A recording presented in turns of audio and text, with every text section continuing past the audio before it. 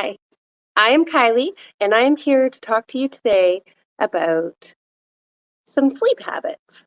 So, if you have problems sleeping or you know someone who does, maybe you'll learn a few things in this talk. So, who am I? I am Kylie. I taught Coach Kylie sometimes or Script Shifter Kylie.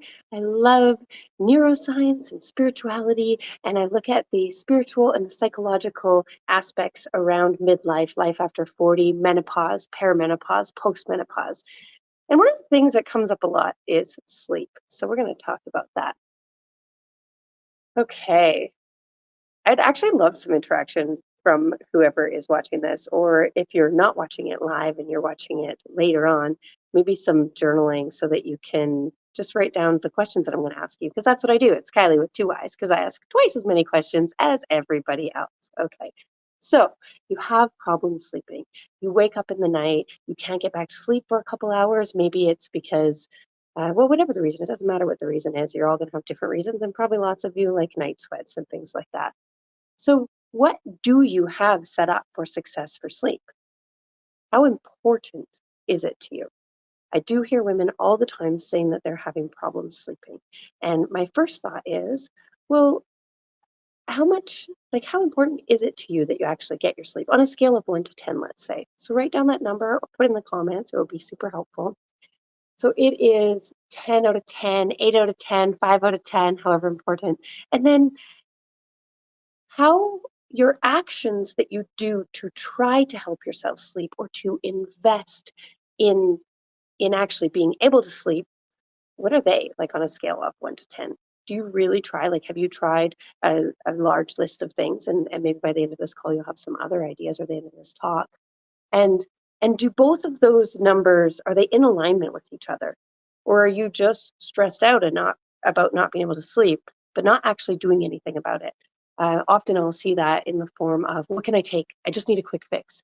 And we are holistic whole beings. There's always a bunch of things that contribute to why it is that something that is an ailment or a symptom.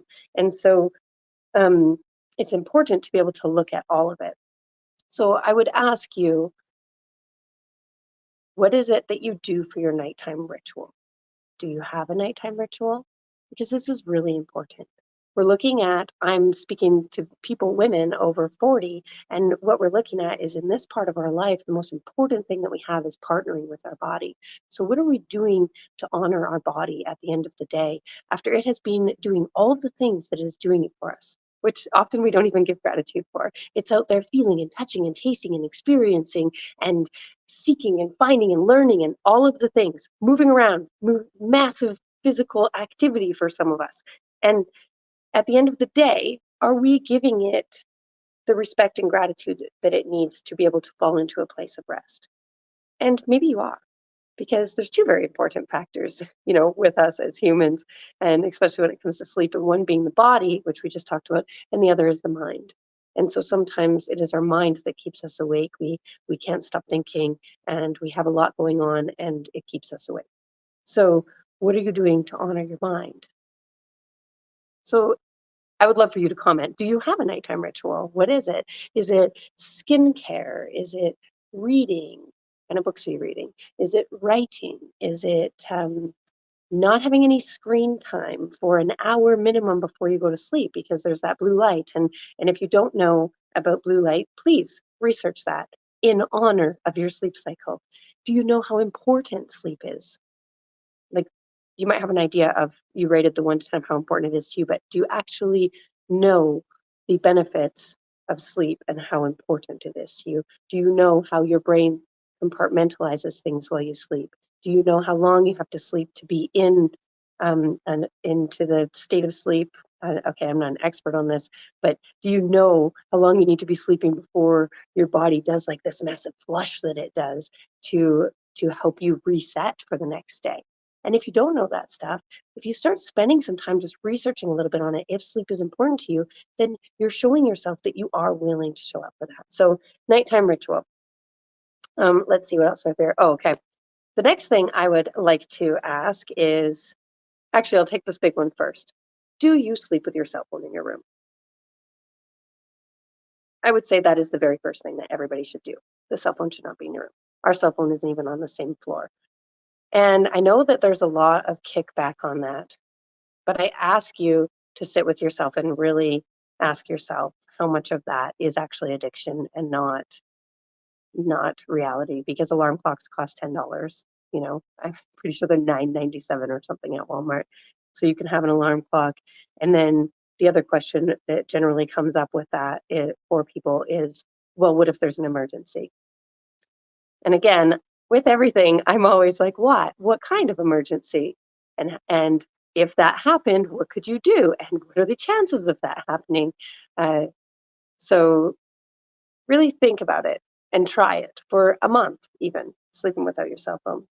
Another thing that is really neat that you could do, and I am actually going to get into some important things about your thoughts and what you can do when you are awake and you can't get back to sleep. But first, I want to mention sleep tracking. Do you know how many hours and minutes your body needs? Everybody's going to be different and it's going to change in your life. Have you spent time with yourself asking yourself, okay, I mean, how many hours did I sleep last night? What time did I go to sleep? What time did I get up? And how did my body feel? So if you sleep 15 minutes too much or too little, it could actually make you really tired. So that's important. And I know a lot of people don't do sleep tracking because in all the years I have been working with coaching clients, not very many people do sleep tracking. I personally know exactly how many minutes I need. Going to sleep at the same time every night is important. That would be a part of your ritual that we talked about before. So another question I have for you is, what are you thinking when you wake up? So if you could add this into the comments so that I can read them. I can't read them right now because I'm actually doing this on my phone, but I would love to read them after. And other people might want to read them. Or you can just journal on this. When you wake up in the middle of the night and you can't get back to sleep, you get up, you go to the washroom or whatever, and you come back to bed, what are you thinking? And this is really important. This actually develops something that a sleep therapist that I read about calls dread the bed. And dread the bed is exactly what it sounds like.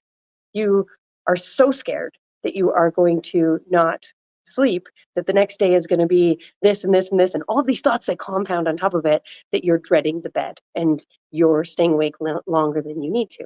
And alternatively, a couple of things that I would recommend, and these are some of my favorite recommendations, is one, having a bedside kit.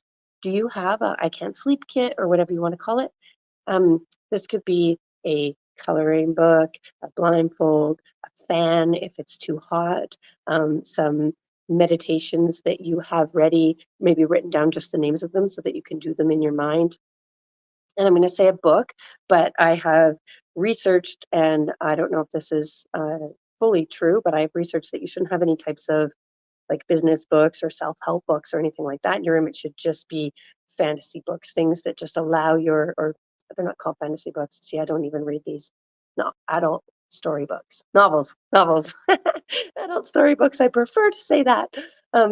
And these books that are just for recreation, so that you're not working, you're not putting your brain in that mode. You're just doing things that are to relax you. Now, if that is something that isn't working, then here's where I love to say this part. You know, all those times you said, man, I wish I had another hour in the day. Well, now you do. And some of you may not love this tip, but this tip is so helpful. If you know that you are not getting back to sleep, do not stay in bed and dread the bed. Get up. Do the things that you wish you had time to do. Tire yourself out. Spend the time wisely so that you're not putting your body into a stress cycle, so that you're actually doing something that's going to make you feel like, well, you know what? If I'm not sleeping for the next couple hours, then I'm going to get some stuff done, whether that's making your kids lunches uh, but just don't touch a computer or blue lights or electronics or watch TV, anything like that. Just do some things around the house that maybe you didn't have time to do. So I am not a sleep specialist. I am just a girl who is out there that has a business called Happily Ever Menopause that wants to show people different ways that we can have less stress and how we can take back our sovereignty and how much power we have when it comes to our thoughts if we actually just think about what it is that we are doing or that we need to be doing. I mean, it's easy to be like, I can't sleep. Grab your phone. Hey, does anyone know what I can take to sleep? Sure, there's things, melatonin. In BC, Canada here, we're allowed to take marijuana or THC or whatever it is that puts you to sleep. And now I'm drawing a blank. And there's different things that can help you sleep, calcium, magnesium. But the best thing that you can take is the time to discover what is within yourself. And I will tell you, my favorite saying right now that I've come up with is that you are the one that needs to advocate for you in this phase. We do not have the resources when it comes to perimenopause and menopause. We're underfunded. It's underfunded and overlooked, and it is mandatory attendance, ladies. So you need to remember that you need to be, well, you don't need to do anything. I suggest that you remember that you are the scientist and you are the lab rat. Sleep track yourself, make a ritual, do all of the things that you can do, knowing that your sleep can be disrupted for so many reasons, or whatever the other thing is that you're working on. And ask yourself the questions: what am I thinking? How can I think different? And what is in the best interest of my body and my mind? Because this is what you have for the rest of your life to work with. Partnering with your body and your mind and knowing that they are two-way street. Your mind is telling your body things, but, and some of you may not know this, your body is also telling your mind things. And it's important to get that messaging center, that messaging highway open and to be listening to it. So let's see, did I miss anything else down here that I thought of?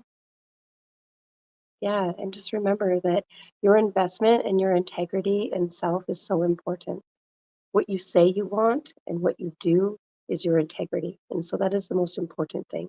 If you say you really want something to work, then have the integrity to look into all of the things, make the actions to try and do what you can to make it better, because you're the only one that has to live with you forever. So I hope that helps some of you. I hope you guys put some comments on here so I can see what you're thinking, or just to know that you're watching or that you even like these videos.